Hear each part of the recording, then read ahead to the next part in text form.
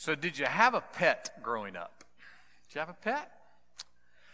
Did you have a name for your pet? You remember your pet's name? I saw a story where a dad bought his little boys a puppy, and the boys were fighting over what to name the puppy. One of them wanted to call the puppy Scrappy. The other one wanted to call him Fezzik. And so there was this argument. They were fighting back and forth, didn't really know what to do. And after a while, the tomfoolery stirred up the puppy. And the puppy started nipping and biting at the little boys. After a while, the dad just had enough. He was tired of all of the fighting. He was tired of all of the biting. And he finally said, look, I'm going to name the dog, and we're going to name the dog Well Enough. Now, leave Well Enough alone. You knew that was going somewhere. Come on. When it comes to life, most of us really struggle with leaving well enough alone. Why? Because if we're honest, well enough is not enough. We want more. We want more. We want more money. We want more vacation. We want more sleep. We want more clothes. We want more time at the golf course. We want more time at the outlets. We want more time at the restaurant. We want more tropical smoothies. We want more smoked applewood bacon. We just want more. It's part of who we are. We struggle with wanting more. Well enough is never enough. So is there any help for that? Any help for this struggle of always wanting more? Well, we finish up our series, 10 Ways to Change the World. And what we've been doing in this series is looking at the ultimate laws of the universe, the 10 Commandments. And the question that we've been asking throughout this series is this: how would the world change at your house, at the place you work, in this church, in this community, if we really obeyed the 10 Commandments? We've arrived today at the 10th commandment, and it is in the 10th commandment that we find a help for when well enough is not enough. And what is that help? Well, we're going to find out. The title of today's message is More Than Enough. More Than Enough. And we'll be looking at Exodus 20, verse 17. God is giving a message through Moses to the people. And this is the last part of this section of his message. And this is what God says in verse 17. You shall not covet your neighbor's house. You shall not covet your neighbor's wife, or his male slave, or his female slave, or his ox, or his donkey, or anything that belongs to your neighbor. For the moments when well enough is not enough, the help that God gives, for this moment when we have an unhealthy desire, not just for more, but for someone else's stuff. The help for that moment, the message that God has given us is this: you shall not covet. You shall not covet. What does it mean to covet? Well, there was a man, he was a very decorated military commander, and he struggled with a very serious disease. And he heard about this holy man, and he was told that the holy man might be able to cure him. So Naaman, the military commander, went to Elisha, the holy man, and asked him if he could heal him. And by the power of God working through Elisha, Naaman was healed. And he was so overjoyed that he offered to give a gift to Elisha. And Elisha said, no, you just go on your way. And Naaman did. He just went on his way. At this point in the story, Elisha's servant Gehazi comes in, and Gehazi sounds just like most of us. He's thinking, what's wrong with this old man? That guy was getting ready to give us a lot of money. We could use that for supplies. Well, what is he thinking? Why did he say, nah, we don't want it? And Gehazi begins to think. His mind begins to stir. And in 2 Kings 5:20, this is what he comes up with, a plan. I will run after him and take something from him. So Elisha graciously refused the gift, And Gehazi came up with another plan, a plan to actually override his boss and get a little something, something for himself.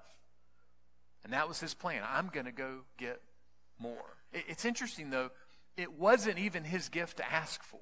He didn't do anything. It was Elisha's gift. It wasn't his gift to ask for. It wasn't his gift to receive, but he didn't care. I mean, can't you just hear that the wheels spinning in his head? This guy's loaded. He just wanted to give us some money. Why would we not take it? Well, look, Elisha may be stupid, but I'm not. I'm going to go get something for me. We think like that. We may not want to admit it, but we think like that.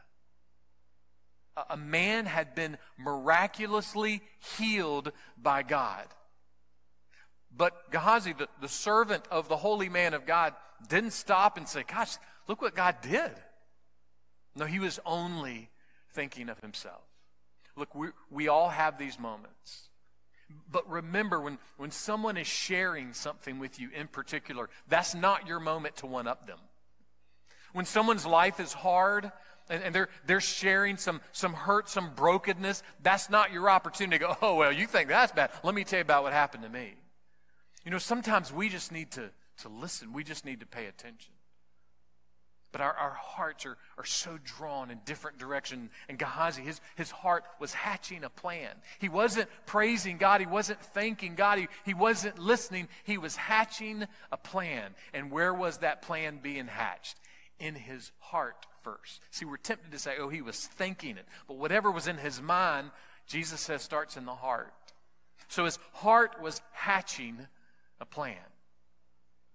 In the New Testament, James says this in James 1:15, then when lust has conceived, it gives birth to sin, and sin, when it has run its course, brings forth death.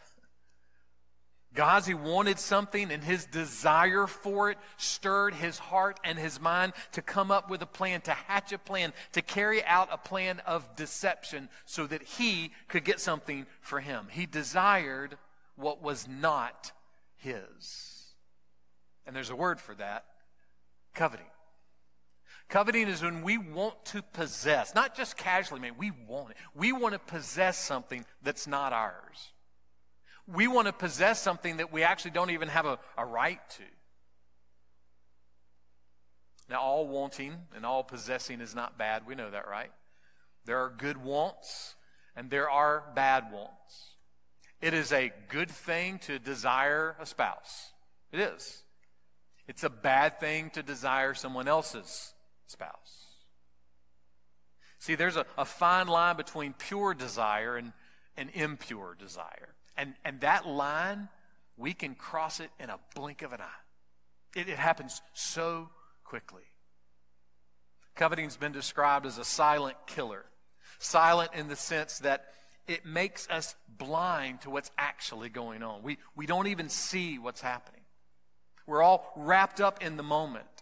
And we can't even see what's happening even to our own hearts. And we know how to do it. We know how to keep up a good appearance in front of family and friends and people at church and in the community. We know how to do that. In fact, we can even convince ourselves, well, as long as I'm not coveting on the outside, then it's no big deal. Nothing's really happening. As long as I'm having those Gehazi longings in my mind, but I don't run after the guy and put it into practice, then it's okay. If I'm hatching a plan, but I don't carry out a plan, no big deal. Unfortunately, that's not how the math works in God's economy. Hebrews chapter 4, verse 13 says this, and there is no creature hidden from God's sight, but all things are open and laid bare to the eyes of him to whom we must answer.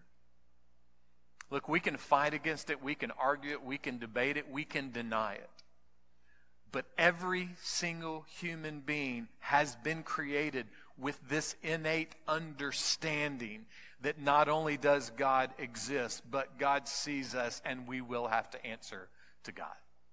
We act like it's not there, but we know it's there. Even if we don't believe in God, there is this innate understanding that we're going to have to answer to somebody or something somewhere. God sees all, he knows all, and ultimately we will have to answer to him. But we live in a culture convincing us the exact opposite is true. We live in a culture that's training us to believe that coveting is not a sin. That wanting what is not ours is really not that big a deal, and it won't really have any impact on life. It's the kind of thinking that says, hey, greed isn't bad. Greed is what helps you succeed in life. And it's okay if you're greedy in your business. It's okay if you're greedy at your job, as long as you support a little league team. No big deal, you know. There's this notion that it's okay for us to be greedy in that way, to be selfish. It can be overlooked as long as we work hard at our jobs. Even something as bad as adultery. We're like, well, you know, it's terrible what they did, but, you know, they're really good at their job. See, we've convinced ourselves that sin is not actually sin.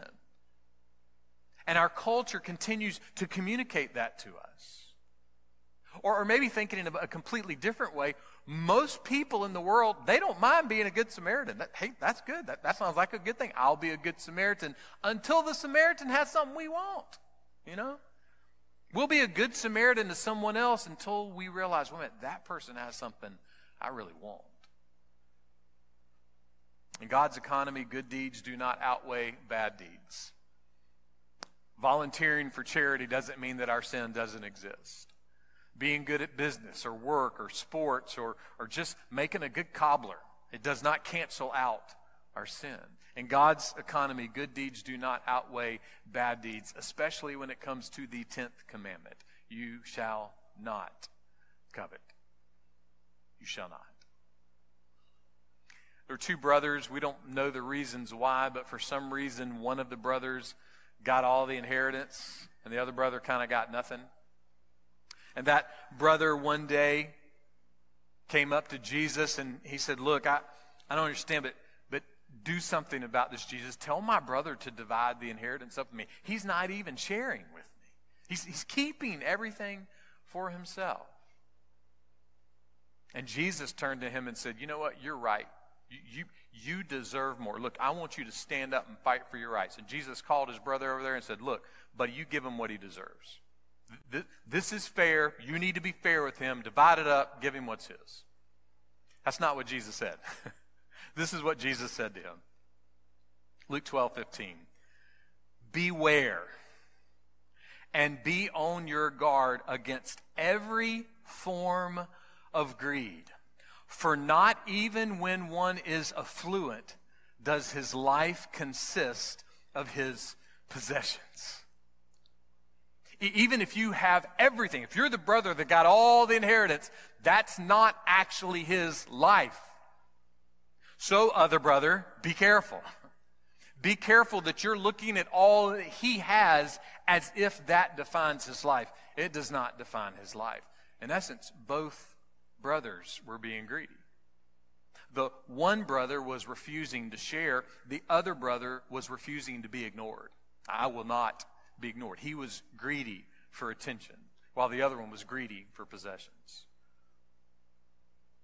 And notice Jesus said, beware for every form of greed. See, that's just inheritance right there, you know? And I mean, most of us have been involved in some kind of family situation where there was some argument over inheritance. If you haven't, there will be. But it's not just the inheritance. See, we can covet things like money or time. We can covet things like talents or people or possessions, even personalities.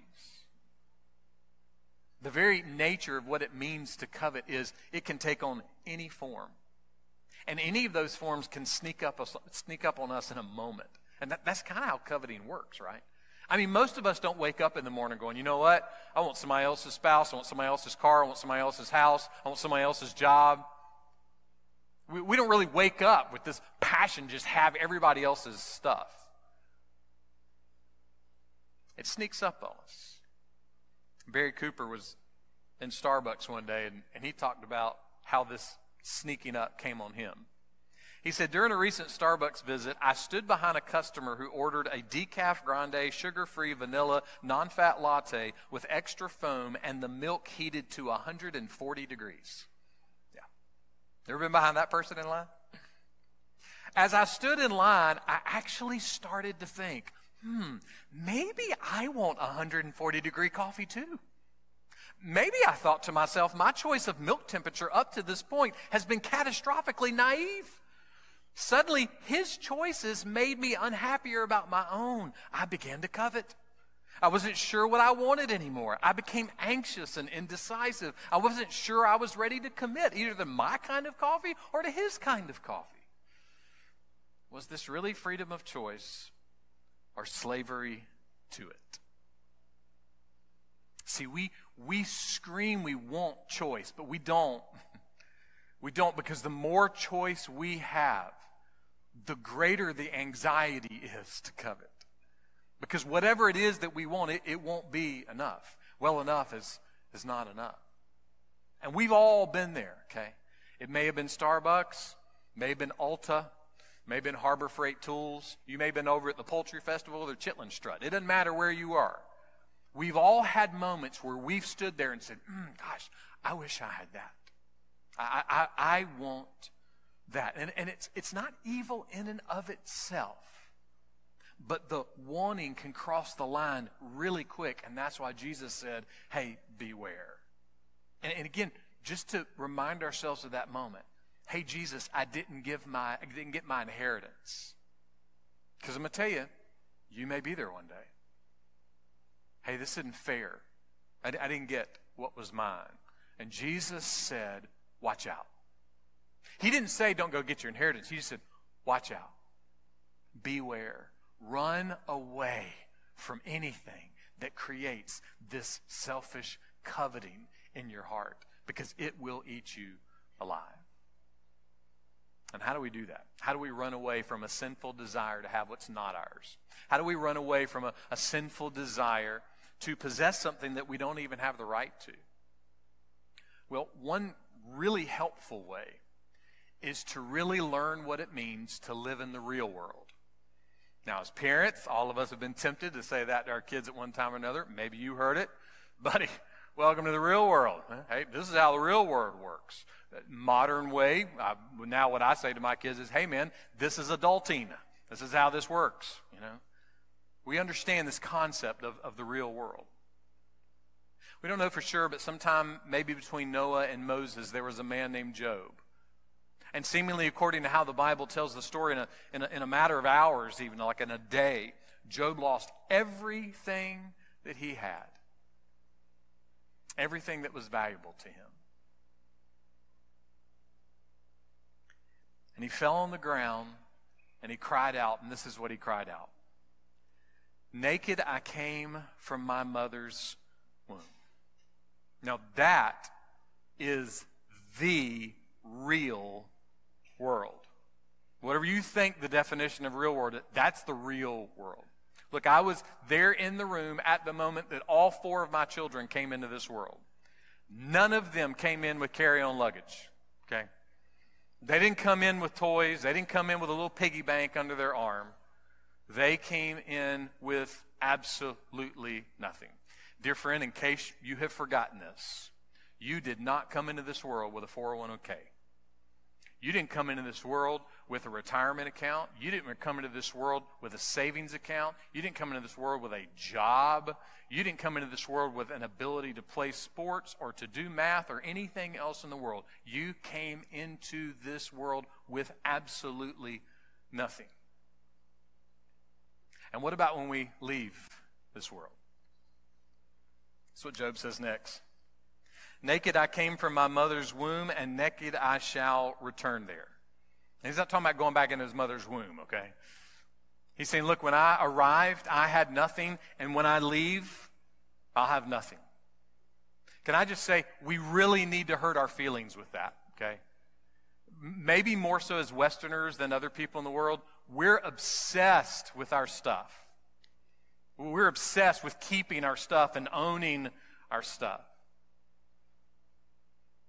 And most of us have been through a moment where we moved from a house and we realized, gosh, I can't take all this stuff with me. Maybe you downsized.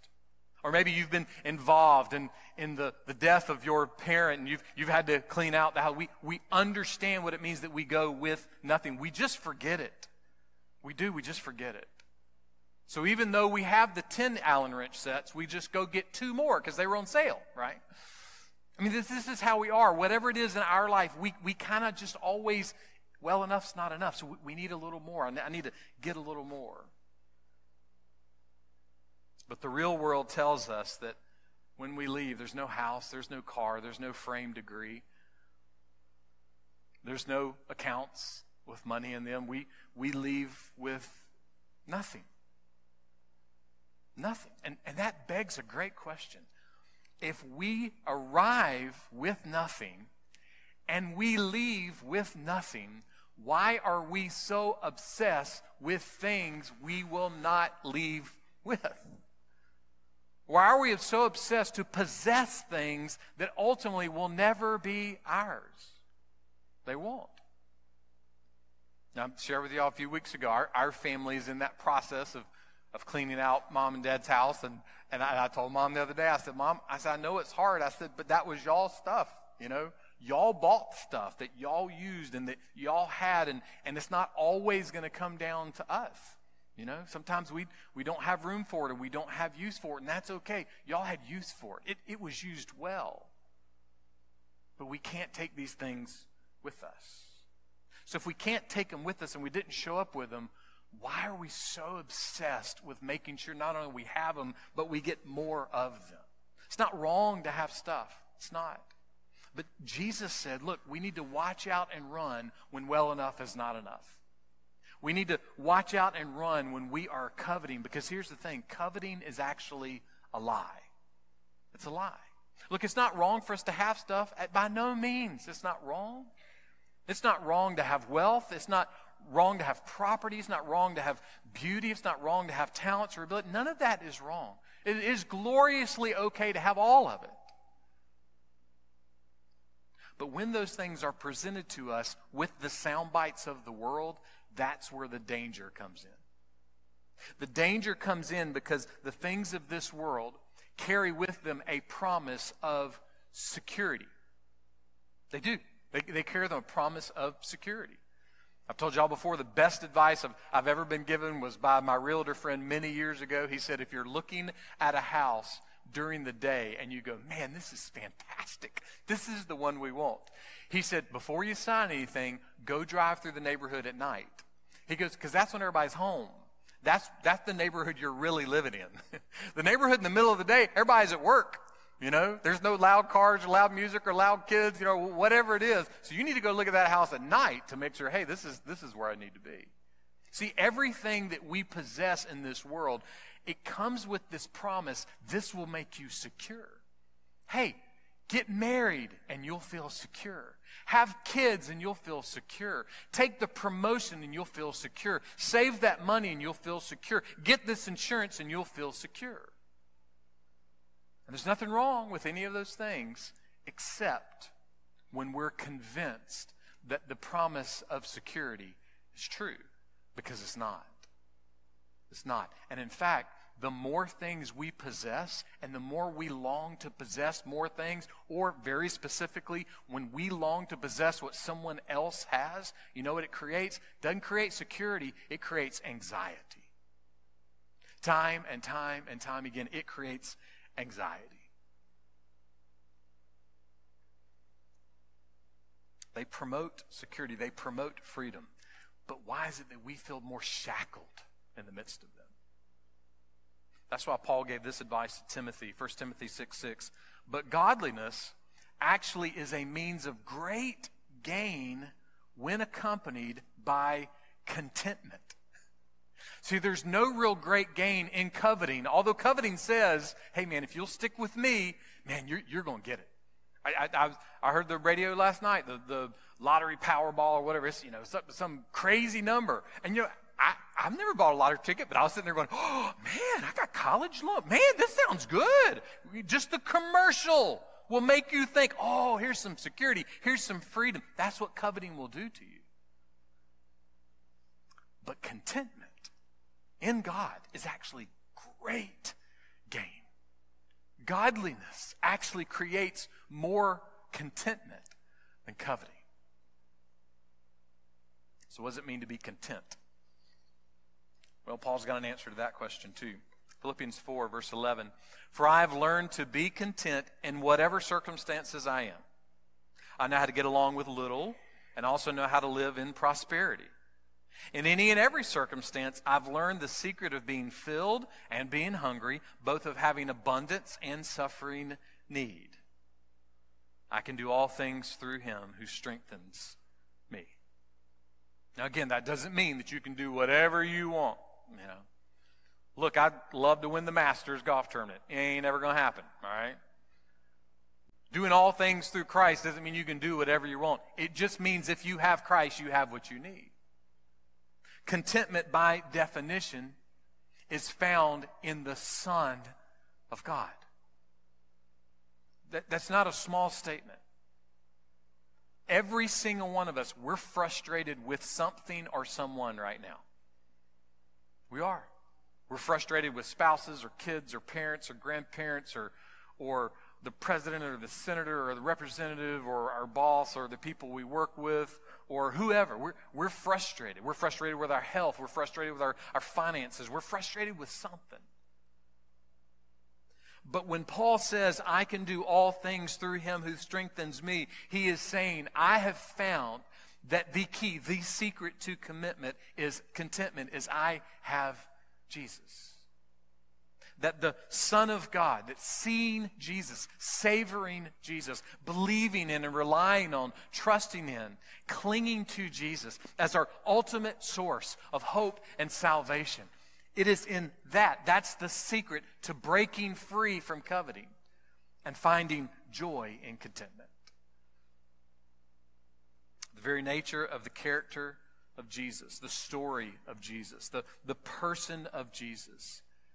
Jesus himself, who he is the secret. He's the key to breaking free from coveting. When well enough is not enough. What we need the most is Jesus. You know, we've stumbled in a way of thinking in our culture that says, hey, if it's to be, it's up to me. But that's never true. See, being content is not about coveting. We think it is. We're convinced it is. I will be content if I have a little more money. I will be content if I can get this car. I'll be content if. But it's a lie, because we won't be. We will only be content, not in what we do, but in what has been done for us. See, being content instead of being covetousness or coveting, it's not determined by your circumstances. It's not determined by your education. It's not determined by what side of the tracks you were born on or anything else in life. To be content instead of coveting is completely and totally wrapped up in the person of Jesus Christ. It's why we're not promoting religion. We're not even promoting being Baptist. We are promoting Jesus Christ. He is the only answer. You will not be content, find ultimate contentment at least in a sermon series.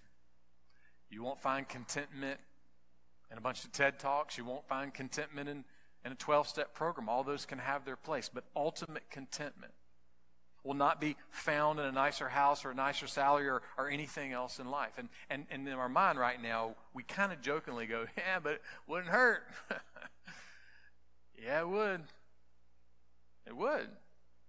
Because if we're coveting to the degree that God knew we would, that's why he put this law in here, we are always in danger. We are endangering our very souls because we will always be choosing something more than choosing God. You see, coveting will trick your soul into thinking that you need something more than you need Jesus. That's what happened on Palm Sunday. That's exactly what happened on Palm Sunday. One Sunday, About 1,991 years ago, there was a group of Galilean pilgrims, and they were standing in town, and they were shouting Hosanna to Jesus because they had this longing for a leader, for that politician that was going to come and get the government right again and protect their families and protect their freedoms and all those things. And they were convinced that Jesus was their man. Their hearts were tricked into thinking that Jesus was going to give them what they coveted, that Jesus was going to do what they wanted him to do. And then 5 days later, there's a completely different group of people, a bunch of Jerusalem church-going folks. And they were shouting, not Hosanna, they were shouting, crucify. Because they also had this longing to not lose their religious and their social and their political and their financial status. They were coveting something, and they were convinced that it was in the person of Jesus that what they coveted was at risk. They believed that Jesus was going to mess up what they were coveting. And see, both crowds were wrong. Both crowds completely missed who Jesus actually is. And who is Jesus? He is the only begotten Son of God. But maybe in a very specific way, he is the ultimate treasure of the universe. If we were going to covet something, we should only covet Jesus. Because he is the only ultimate treasure. He's the only ultimate joy in the universe. C.S. Lewis defined joy like this: an unsatisfied desire. This is great. Joy is something that doesn't even get satisfied. See, that's contrary to our minds, right? Because our minds would say, well, I'm joyful because I got that triple cheeseburger with extra bacon. I'm joyful right now. I have received. Lewis says joy is an unsatisfied desire, which is itself more desirable than any other satisfaction. So the desire for joy, even if you don't get it, the desire is more desirable, and I'll say more valuable, than any other satisfaction in the universe. He just defined Jesus.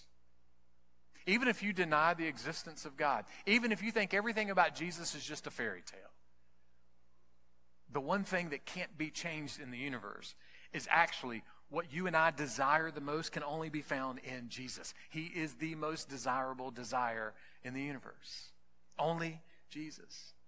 He's the only real, lasting escape from coveting. He's the only real, lasting way to be content.